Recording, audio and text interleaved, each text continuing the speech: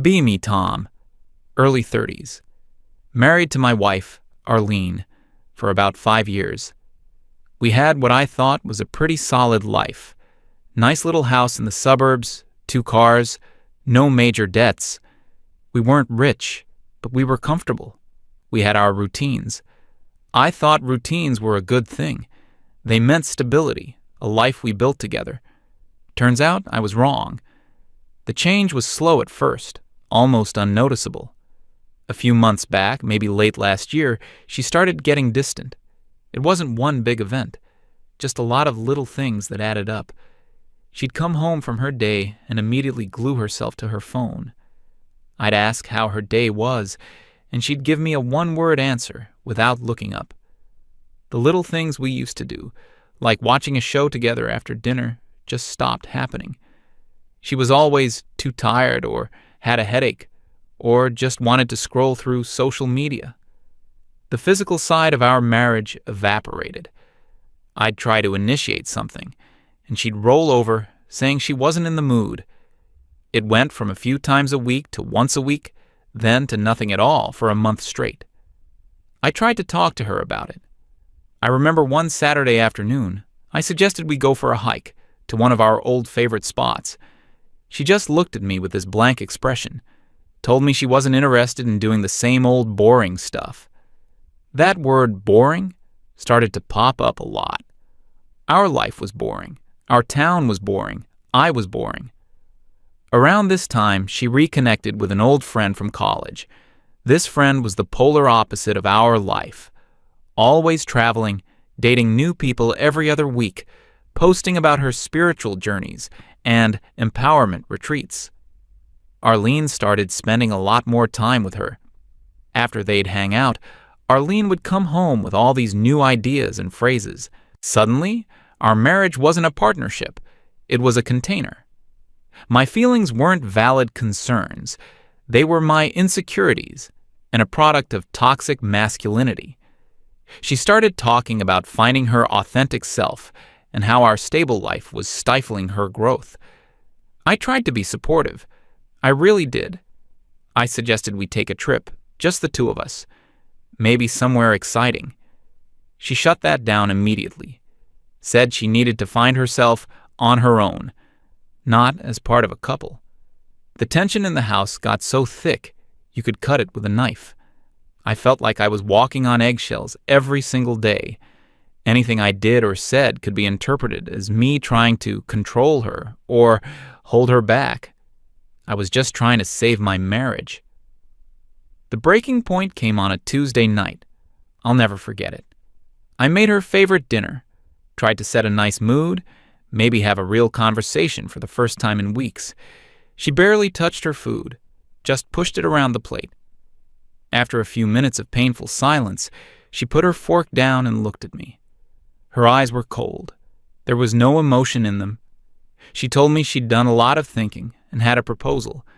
That's the word she used, proposal, like it was a business deal. She said she still loved me, but she wasn't in love with me anymore. She said she needed to experience more of what life had to offer before she felt old and trapped. My stomach dropped. I knew where this was going.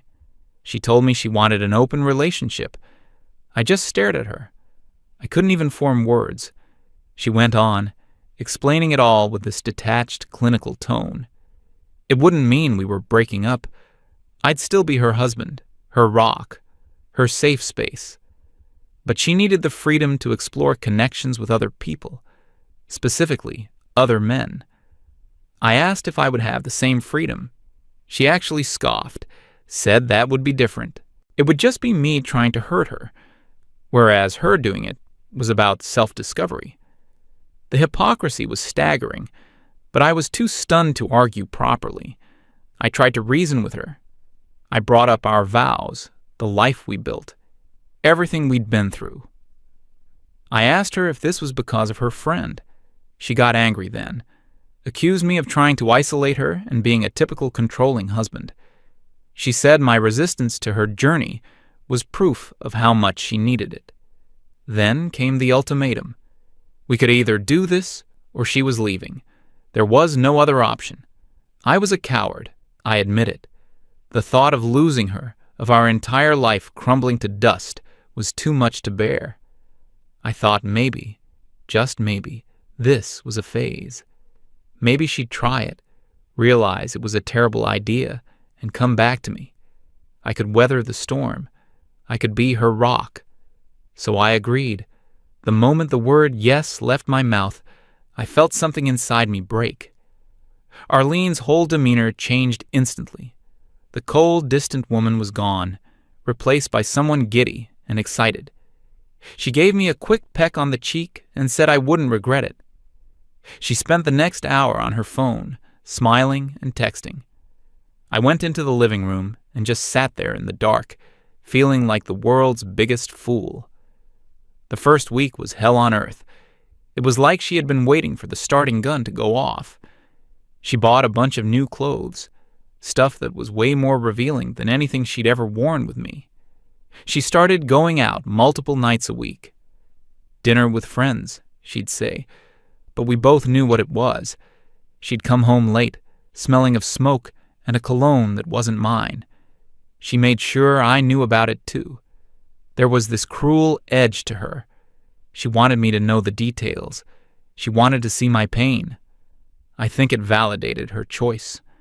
My suffering was proof that I still loved her, that she still had power over me. She told me about the first guy. His name was Jax. She described him as a free spirit, a creative soul. Some musician she met through her friend. She would go on and on about how alive he made her feel, how he saw the real her. Every word was a knife in my gut. I tried to act normal. I'd wait up for her when she got home. I'd ask if she had a good time, trying to sound supportive. Inside, I was rotting. I couldn't sleep. I couldn't eat. I lost weight. At work, people asked if I was okay. I just brushed it off, said I was tired. My life became a pathetic cycle of waiting. Waiting for her to leave, waiting for her to come home, waiting for the next gut-wrenching detail about her new life. She expected me to handle all the household responsibilities, of course. The lawn still needed mowing, the bills still needed paying, the groceries still needed buying. I was the stable, reliable husband, her rock. I was just a glorified house sitter who was paying for the privilege of having his heart ripped out every night. This went on for about a month, maybe 6 weeks. Time kind of blurred together in a haze of misery. I hit my lowest point one Friday night. She had a big date with Jax. She spent hours getting ready. She came downstairs wearing a dress I'd never seen before, and she looked beautiful, absolutely stunning. She looked at me, almost preening, asked me how she looked. I told her she looked amazing. My voice was hollow. She just smiled, a self-satisfied little smirk, and said, "I know. Jax is taking me to that new place downtown." Then she just walked out the door. No, I love you. No, see you later. Just gone. I stood there in the entryway for a long time. I felt completely and utterly broken, a shell of a man. I realized she had zero respect for me. Not an ounce. I wasn't her husband. I was her safety net, her doormat. Something in my head just snapped. I couldn't do it anymore. I couldn't live like this. I grabbed my phone and called my best friend. He lives a few states away, and we hadn't talked in a while. Life gets in the way. He picked up on the second ring. I didn't even say hello. I just started talking. The whole story came pouring out of me. Everything. The distance, the ultimatum, the open relationship, Jax, everything. I was a mess. I was half sobbing into the phone. My friend listened patiently. He let me get it all out without interrupting. When I finally finished, there was a long pause on his end. I thought he was going to give me some generic, comforting advice. Tell me to hang in there, or that things would get better. He didn't. His voice was dead serious when he spoke. He told me I was being an idiot.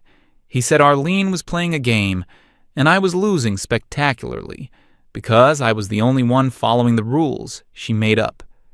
He asked me a simple question. What do you get out of this relationship right now? I had no answer. He told me I needed to stop playing her game entirely, stop caring, stop waiting up for her, stop asking about her day, stop being her emotional support animal.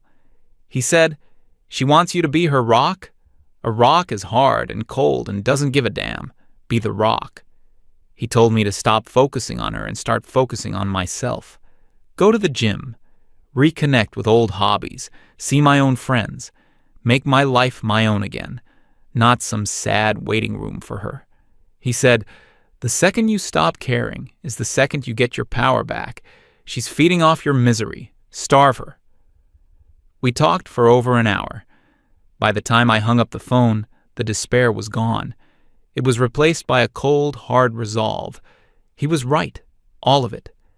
I had let her define the terms of my own destruction. That ended tonight. I went into our bedroom. I packed a bag with a few days' worth of clothes and toiletries. Then I went into the guest room and made the bed. When Arlene came home around 2 a.m., flush with whatever excitement her night held, the house was dark. I wasn't waiting on the couch. The living room light wasn't on. She came into the bedroom, probably expecting to see me pretending to be asleep. The bed was empty. I heard her walk through the house, looking for me. She opened the guest room door. I didn't move. I just lay there, facing the wall. She asked me what I was doing in there. I said, without turning to look at her, I didn't want to disturb you when you came in. Figured this would be easier. My voice was flat, no emotion. She stood there for a moment, confused. This wasn't part of the script. She said, "Oh, okay, good night then," and closed the door. I heard her walk back to our bedroom alone. I didn't feel sad. I didn't feel angry. For the first time in months, I felt nothing at all about her. And in that nothingness, I felt a flicker of freedom. The next morning, I woke up before her. I went to the gym for the first time in years. It was brutal. I felt weak and pathetic, but it also felt good to do something for myself. I got home, showered in the guest bathroom, and left for the day before she was even awake. I didn't leave a note. I didn't make coffee for her. I just left. Throughout the day, she sent me a few texts. Where are you? Why did you sleep in the guest room? Are you mad at me? I didn't answer right away. I let the messages sit for hours. When I finally did reply, it was just one message. Busy day, just giving you the space you wanted. That night, I didn't go straight home. I called up a couple of local friends I hadn't seen in forever and went out for a burger and a beer. We talked about work, sports, old times, normal stuff. No one asked me about my marriage. It was a relief. I got home around 10 p.m. Arlene was sitting on the couch, waiting. She had that annoyed look on her face. She asked me where I'd been. I told her I was out with friends. You didn't tell me you were going out. I just looked at her. I didn't think I needed to. We're giving each other space, remember? The logic was undeniable, and she knew it. It was her logic. She hated it. She tried to switch tactics. She started telling me about her day, probably expecting me to get drawn back into our old dynamic. I just gave non-committal answers. Okay. Interesting. Then I said I was tired and went to the guest room. This became the new normal. I called it the gray rock method. I became as interesting and emotionally responsive as a gray rock. I had my own schedule. Gym in the mornings, work, then hobbies, or friends in the evenings. I was polite to her. I wasn't mean or aggressive, but I was completely detached. I was a roommate. I stopped cooking for her. I'd make my own food and clean up after myself. If she wanted to eat, that was on her. I stopped doing her laundry. I stopped asking her if she needed anything from the store. All those little acts of service, the things I used to do out of love, they all stopped. Arlene didn't know how to handle it. At first, she seemed to enjoy the freedom. But after a week or two, the novelty wore off. She started to realize that the open relationship she wanted was only fun when she had a devoted, heartbroken husband waiting in the wings to validate her. When the heartbroken husband was replaced by a dispassionate roommate, the whole arrangement lost its appeal. She started trying to get a reaction out of me. She'd leave her phone out, screen up, with messages from Jax visible. I'd walk past it without a second glance. She'd talk loudly on the phone with him in the next room, laughing and flirting. I'd just put on my headphones and listen to a podcast. One evening, she came home and launched into a long, detailed story about her amazing date with Jax. She described the restaurant, the conversation, how he made her feel. She was watching my face the whole time, looking for a flicker of jealousy or pain. When she finished, I just nodded. "That's nice. I'm glad you had a good time." Then I got up and went to my room to read a book. I heard a frustrated sigh from the living room. It was working. The less I cared, the more she wanted my attention. The power dynamic in the house had completely flipped. She was the one who started feeling insecure. She was the one trying to get a reaction.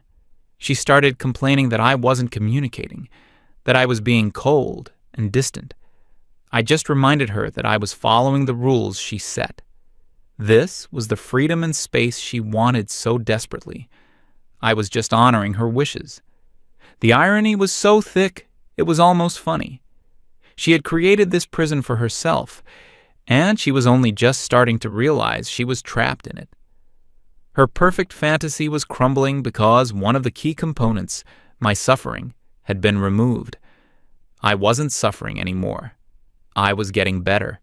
I was getting stronger, physically and mentally. I was reconnecting with who I was before our relationship consumed me. I was sleeping through the night again. I was starting to feel like myself again. And she absolutely could not stand it. The real storm was still coming. I just didn't know how bad it was going to be. The dynamic in our house became a bizarre, silent chess match. My only move was to not play at all. Her next move was to try and change the rules again. When blatant stories about Jax didn't get a rise out of me, she tried a different approach. She tried to be the cool, understanding wife. She started asking me if I was seeing anyone. She said things like, "You know, Tom, it's okay if you want to go on dates too. It's only fair." This was a trap, and we both knew it. She wanted me to say yes. She wanted to be the victim, the one who was being cheated on, even though she'd orchestrated the whole situation. Or she wanted me to say no, which would prove I was still pathetically hung up on her. I just gave her a non-answer. "I'm just focusing on myself right now." It drove her crazy. It gave her nothing to work with. After that failed, she moved on to manufactured nostalgia. She'd find old photo albums and leave them open on the coffee table. Pictures of us from our honeymoon, from when we first moved into the house. She'd say things like, "Remember how happy we were then? We can have that again." I wouldn't even acknowledge the photos. I just moved the album aside to put my drink down. One evening, I came home from the gym, and she had cooked a huge meal. My favorite dish. Candles were lit. She was wearing a dress I hadn't seen in years. She greeted me at the door with a bright, fake smile and told me she wanted us to have a proper dinner together. The old me would have melted. The old me would have seen this as a sign of hope. The new me just saw it as a calculated move. I politely told her it looked nice, but I'd already picked up something to eat on my way home. The smile on her face didn't just fade, it shattered. I saw a flash of pure rage in her eyes before she could hide it. I just walked past her and went to my room. I felt a little bad, but then I remembered the months of agony she'd put me through without a second thought. My guilt disappeared pretty quickly after that. Her attempts to win me back became more frantic as, I assume, things with Jax started to sour. I never asked, but you could tell. The late nights out became less frequent. She was home more often, spending her evenings moodily scrolling through her phone with a frown on her face. Sometimes I'd overhear parts of her phone calls. Her voice would be high and strained. I'd hear phrases like, "What do you mean you're busy again?" Or, "You said we were going to," followed by long, defeated silences. It was exactly what my friend had predicted. The exciting, free-spirited artist didn't want a long-term commitment or someone else's emotional baggage. He wanted a fun, no-strings-attached diversion. As soon as Arlene started wanting more, started getting emotional and demanding, his interest faded. She was experiencing the same thing so many guys complain about. She was being treated as disposable. The irony was almost poetic. She started picking fights with me over stupid things. The dishes in the sink, the way I parked my car, the volume on the TV. It was all just a desperate attempt to get an emotional reaction. Anger, frustration, anything was better than the polite indifference I was giving her. I wouldn't take the bait. I'd just say, "You're right, I'll take care of it," and walk away. It was like trying to punch a ghost. Her blows never landed. Her frustration grew into a kind of quiet panic. She was losing him, and she had already lost me. The safety net she thought would always be there was gone. She started trying to make me jealous in reverse. She'd ask me where I was going all the time, who I was with. One night, I came home from having dinner with some friends, and she was waiting for me. She accused me of cheating on her. I just stared at her, dumbfounded. I actually laughed. It wasn't a happy laugh. It was a laugh of pure disbelief at the audacity. I said, "Arlene, you are actively dating another man. We are in an open relationship that you demanded. What on earth are you talking about?" She started crying, said it wasn't the same, that she felt like I was abandoning her. It was pure manipulation, a last-ditch effort to make herself the victim. I didn't comfort her. I didn't argue. I just told her I was tired and went to bed, in the guest room, as always. The final act of this whole sad play happened about 3 months after it all started. It was a weeknight, maybe a Wednesday. I was in the kitchen making myself a sandwich. The front door slammed open. Arlene stumbled in. Her makeup was a mess. Her eyes were red and swollen. She was a complete wreck. She saw me and just collapsed onto the floor in a heap, sobbing uncontrollably. I didn't rush over to her. I just leaned against the counter and watched. I knew this was it, the final performance. It took her a few minutes to be able to speak. It all came out in a rush. Jax had officially ended things. He'd told her it was never serious, that he thought she was just having fun. He called her needy. He had used her for a good time and then tossed her aside the second it became inconvenient. She was getting the exact same speech she gave me, just worded differently. She cried and cried, telling me how stupid she'd been. She said her friend was a bad influence. She said Jax was a monster. It was everyone's fault but her own. Then she looked up at me, her eyes full of desperate hope. "I made a mistake, Tom. A terrible, horrible mistake. I see that now." She crawled over to me on her knees and tried to hug my legs. "It was always you. You were the only one who ever really loved me. Please, can we just go back? Can we fix this? I'll do anything." I looked down at this woman who I had once loved more than anything in the world. I searched for any feeling inside me. Pity, anger, love, hate. There was nothing. Just a vast, quiet emptiness. The connection was gone. She had burned it to the ground, and now she was crying in the ashes. I waited until her sobs quieted down a little. My voice was calm and steady when I spoke. "I'm sorry you're hurting." A flicker of hope appeared in her eyes. I continued, "But this has nothing to do with me anymore." The hope died instantly. Confusion took its place. "What are you talking about? It has everything to do with you. I want you back." I slowly shook my head. I walked over to the kitchen counter and picked up a large manila envelope that had been sitting there all day. I slid it across the floor to her. "I filed for divorce last week, Arlene. Those are your copies." The silence that followed was louder than any of her screams. She just stared at the envelope, then at me. Her face went pale. She whispered, "No, you wouldn't." "I did," I said. "You wanted to find yourself. You wanted to explore who you are without me. I've decided I want to do the same." That's when she completely lost it. The sadness and pleading vanished, replaced by pure, uncut rage. She screamed at me, called me every name in the book. How could I do this to her? After everything she'd done for me. The irony was lost on her. How could I be so heartless and cruel? How could I abandon her when she needed me most? I just stood there and let her vent. I didn't raise my voice. I didn't defend myself. I just let the storm blow itself out. When she finally ran out of energy and was just left with ragged, angry breaths, I spoke one last time. "You made your choice months ago, Arlene. You chose a fantasy over our reality, and you taught me something very important." She looked at me, her expression a mix of hatred and confusion. "You taught me that my peace is more valuable than your happiness. I'm choosing my peace." I told her I had already arranged to stay with a friend for a while. I told her she had 30 days to find a new place to live, as per the legal agreement our lawyers would be drafting.